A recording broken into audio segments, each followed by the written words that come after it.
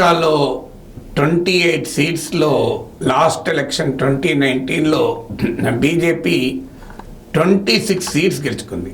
నేను 25 కాంగ్రెస్ బీజేపీ గెలుచుకుంటే ఒక సీట్లో బీజేపీ సపోర్ట్ ఇండిపెండెంట్ గెలిచారు.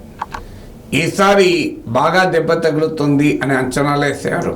నేను కూడా నా ఇంటర్వ్యూలో చెప్పాను, కనీసం 8 to 10 సీట్స్ అయినా కర్ణాటకలో తగ్గే అవకాశం ఉంటుంది అని. వాస్తవంగా ఈ దినానే ఒక న్యూస్ వెబ్సైట్ అయితే 13 నుంచి 18 సీట్లు కూడా కాంగ్రెస్ గెలవచ్చు అని అన్నారు. But that was relatively higher assessment. So నేను చెప్పింది అరౌండ్ 8 to 10 సీట్స్ తగ్గవచ్చు అని నా పాత వీడియోలో కూడా చెప్పాను. వాస్తవంగా ఎగ్జిట్ పోల్స్ రోజు కూడా చెప్పాను, ఎగ్జిట్ పోల్స్ ఎలా ఉన్నప్పటికీ కూడా. కానీ ఇప్పుడు ఫైనల్ రిజల్ట్స్ వచ్చాయి. 28 కర్ణాటక సీట్స్లో కాంగ్రెస్ 9 సీట్స్ గెలుచుకుంది. లాస్ట్ టైం కాంగ్రెస్కు ఒకటే సీట్ వచ్చింది, ఈసారి 9 సీట్లు గెలుచుకుంది. ఇది ఏ రకంగా చూసినా massive jump. Of course last time Congress అధికారంలోకి వచ్చింది అసెంబ్లీ ఎన్నికల్లో కనుక ఇంకా ఎక్కువ రాలేదు అని అనవచ్చు ఎవరైనా. ఆ మాటకొస్తే తెలంగాణలో కూడా అధికారంలోకి వచ్చింది. తెలంగాణలో 17 సీట్స్ ఉంటే 8 సీట్స్ గెలుచుకుంది. అక్కడ 28 సీట్స్ ఉంటే 9 సీట్స్ గెలుచుకుంది. కారణం ఏంటంటే కర్ణాటకలో బీజేపీ తెలంగాణ బీజేపీతో పోలిస్తే చాలా బలమైన ప్రత్యర్థి. కర్ణాటకలో బీజేపీ అధికారంలో కూడా గతంలో ఉన్న పార్టీ. కర్ణాటకలో బీజేపీ జేడీఎస్లో కలిసి పోటీ చేశాయి. అసెంబ్లీ ఎన్నికల్లో విడివిడిగా పోటీ చేశాయి. అసెంబ్లీ ఎన్నికల అయిపోయే వెంటనే జేడీఎస్ ఎన్డీఏలో చేరిపోయింది. అసెంబ్లీ ఎన్నికల సమయంలో విపరీతంగా విమర్శించుకున్నారు. బాప్ और బేటా, పరివారవాది, భ్రష్టాచార్ అంటూ మోడీ తీవ్రంగా విమర్శించారు. కానీ అంత తీవ్రంగా విమర్శించినా కూడా తర్వాత ఎన్నికలయ్యాక మళ్ళీ కలిశారు. సో కాంగ్రెస్ బీజేపీ జేడీఎస్ల కలయిక ఇవాళ క్లియర్గా ఈ మేరకు బీజేపీ నిలబెట్టింది. సో బీజేపీ 17 సీట్స్ గెలుచుకుంది, జేడీఎస్ 2 సీట్లు గెలుచుకున్నది. అంటే మీకు 2014 కూడా సిమిలర్ రిజల్ట్. 2014లో కూడా సిద్ధరామయ్య ముఖ్యమంత్రిగా కాంగ్రెస్ ముఖ్యమంత్రిగా ఉన్న సమయంలో ఇదే రిజల్ట్ వచ్చింది. Same 17 BJP, 2 JDS, 9 Congress. మళ్ళీ ఇప్పుడు సిద్ధరామయ్య ముఖ్యమంత్రిగా మళ్ళీ అయ్యాడు, మళ్ళీ ఇదే రిజల్ట్ వచ్చింది.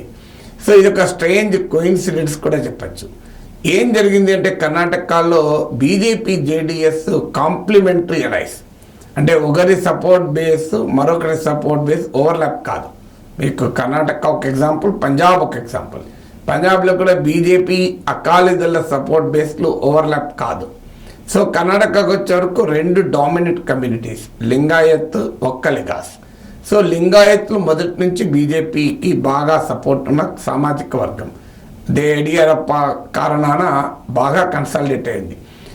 జేడీఎస్ ప్రధానంగా ఒక్కలిగల పార్టీ, caste base sub regional party, old Mysore ప్రాంతానికి పరిమితమైనటువంటి కాస్ట్ బేస్ పార్టీ.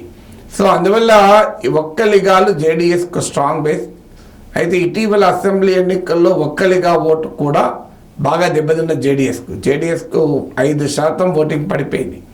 సో కారణం ఏంటంటే జేడీఎస్ అనుసరించిన అవకాశవాదం వల్ల దెబ్బతిన్నది. దాంతోపాటు పిసిసి అధ్యక్షుడిగా అప్పుడు ముఖ్యమంత్రి అభ్యర్థిగా వన్ ఆఫ్ ది ఆస్పిరెంట్గా డీకే శివకుమార్ అన్నాడు. డీకే శివకుమార్ కూడా ఒక్కలిగా లీడర్. కానీ అల్టిమేట్గా ఒక్కలిగాస్ వేరే రాజకీయ పార్టీల్లో ఒక్కలిగాలున్నా జేడీఎస్ మాత్రమే తమ పార్టీగా భావిస్తారు, దేవగౌడ మాత్రమే తమ నాయకుడిగా భావిస్తారు.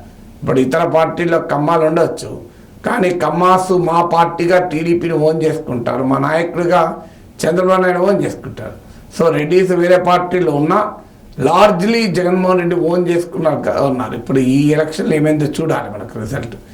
బట్ ఎలా ఒక్కొక్క కమ్యూనిటీ ఒక పార్టీని ఓన్ చేసుకుంటుంది. అందువల్ల ఒక్కలిగాలో డీకే శివకుమార్ స్థాయిలో ఒక పెద్ద నాయకుడున్న దేవగౌడ కుటుంబం నాయకత్వంలోని జేడీఎస్ఏ తమ పార్టీగా భావిస్తారు. సో అసెంబ్లీ ఎన్నికల్లో దెబ్బతిన్నా కూడా మళ్ళీ లోక్సభ ఎలక్షన్స్కి వచ్చే వరకు ఒక్కలిగా ఓటు ఎన్డీఏ కోalitionకు గణనీయంగా పడినట్టుగా కనబడుతుంది ఇప్పుడున్న లెక్కల ప్రకారం అయితే. అందువల్ల లింగాయత్ ఒక్కలిగా కాంబినేషను బీజేపీకి ఈ మేరకు విజయం సాధించి పెట్టింది. వాస్తవంగా భారతీయ జనతా పార్టీ కర్ణాటకలో 2018లో కూడా అసెంబ్లీ ఎలక్షన్లో ఓడిపోయారు, కానీ 2019 లోక్సభ ఎలక్షన్లో సీపయ్యారు. ఛత్తీస్గఢ్, మధ్యప్రదేశ్లో కూడా ఇటీవల అసెంబ్లీ ఎలక్షన్లో కర్ణాటక లాగానే ఓడిపోయారు. కర్ణాటక 2018లో కర్ణాటకలో, రాజస్థాన్, మధ్యప్రదేశ్, ఛత్తీస్గఢ్లో కూడా బీజేపీ ఓడిపోయింది. కానీ లోక్సభ ఎలక్షన్స్కి వచ్చే వరకు 3 స్టేట్లో కూడా స్వీప్ చేశారు. సో అందువల్ల ఈ చరిత్ర ఉంది. అసెంబ్లీ ఎలక్షన్కు లోక్సభ ఎలక్షన్కు వర్డిక్ట్లో తేడా ఉండడం. అందువల్ల కర్ణాటకలో కూడా లోక్సభ ఎలక్షన్కు సాధారణంగా బీజేపీకి ఓటేస్తుంటారు. ఆ ట్రెండ్ కూడా పూర్తిగా రిపీట్ కాలేదు, ఆ ట్రెండ్ కొంత పంక్చర్ అయింది. అందువల్ల కాంగ్రెస్ ఏకంగా 9 సీట్స్ గెలుచుకోగలిగింది.